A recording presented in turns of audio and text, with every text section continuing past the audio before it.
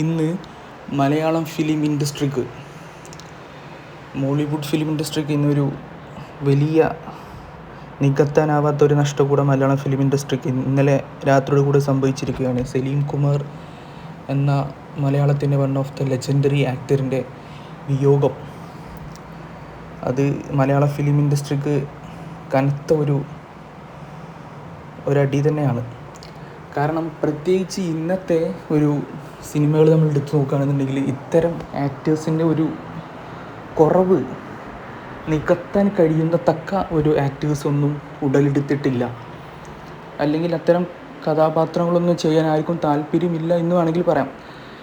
ആ ടൈമിലാണ് ഇദ്ദേഹം നമ്മളൊക്കെ ഒരു ചെറുപ്പകാലം അതിൻ്റെ പരമോന്നതിയിൽ നമുക്ക് അനുഭവിക്കാൻ കഴിഞ്ഞത്. ഞായറാഴ്ചകളിൽ സിനിമയിൽ കൂടെയാണെന്നുണ്ടെങ്കിലും ഈ പറഞ്ഞിട്ടുള്ള ഏത് ഡയലോഗാണെങ്കിലും നമ്മൾ അതെടുത്ത് ദിവസേന നമ്മൾ ഉപയോഗിക്കാറുണ്ട്.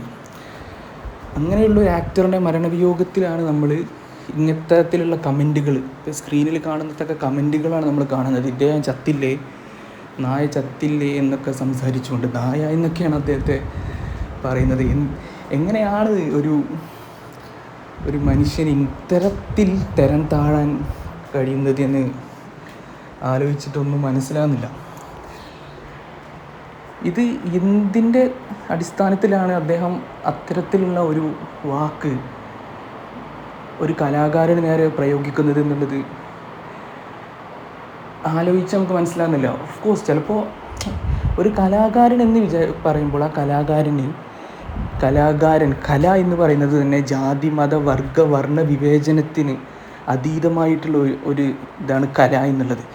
അപ്പോൾ കല അങ്ങനെ ആകുമ്പോൾ കലാകാരനും അതിലാവും. പിന്നെ ഓഫ് കോഴ്സ് ഏതൊരു മനുഷ്യനും അദ്ദേഹത്തിൻ്റേതായ പൊളിറ്റിക്കലി അദ്ദേഹത്തിൻ്റേതായിട്ടുള്ളൊരു വ്യൂ ഉണ്ട്.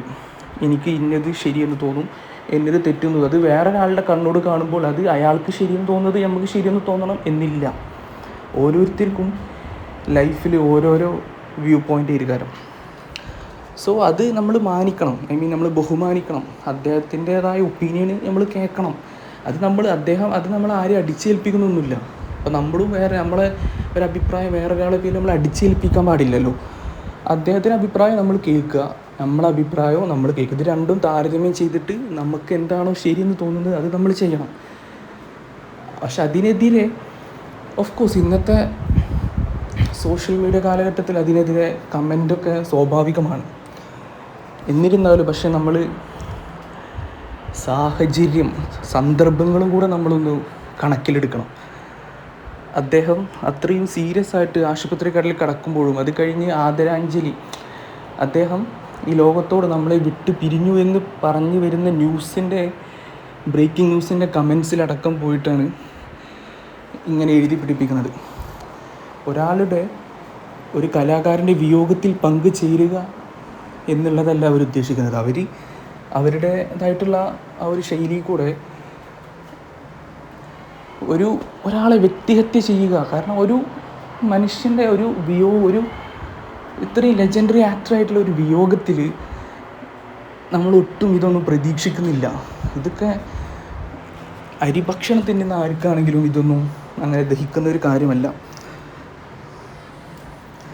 എന്തായാലും അദ്ദേഹം ചെയ്ത് വെച്ചിട്ടുള്ള